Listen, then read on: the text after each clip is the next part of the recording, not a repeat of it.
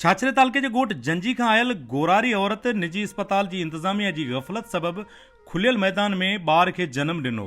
गोरारी औरत संजना ज़ाल पलियो जंजी खे वारस छाछरो जी सरकारी अस्पताल खणाए आया, जिते गुज़िरियल 3 महीननि खां लेडी डॉक्टराणी मुक़रर न थियल आहे, जंहिंजे करे निजी अस्पताल मजबूरी में खणाए आया वारस जिते मौजूद अमले दाख़िल करण खां इनकार करे छॾियो।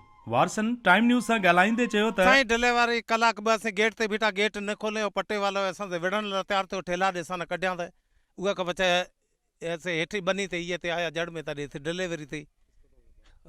हाँ अस्पताल खां ॿाहिरि उहा बचा हालत तूं जांच ॿाहिरि पछा माण्हू कोई कोन्हे, तंग असी बीजो माण्हू कोई को तो वड़े शहर में गया, कई माण्हू आना फ़ोन कया बीजा कलाक ॾेढ में माण्हू बीजा पे आया अवां इदारे आया।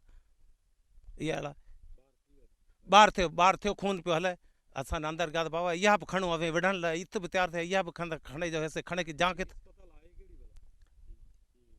ही अस्पताल कोरिया चवनि था, कोरिया अस्पताल कोरिया।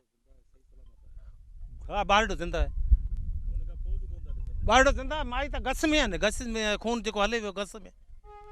औरत जे वारसनि चयो त असांखे निजी अस्पताल जे अमले धिका ॾेई अस्पताल खां ॿाहिरि कढे छॾियो। हुननि आला इख़्तियारनि खे मुतालबो कंदे चयो त ज़िम्मेवारनि ख़िलाफ़ कानूनी कार्रवाई कई वञे। जबार नोड़ियो, टाइम न्यूज़, छाछरो।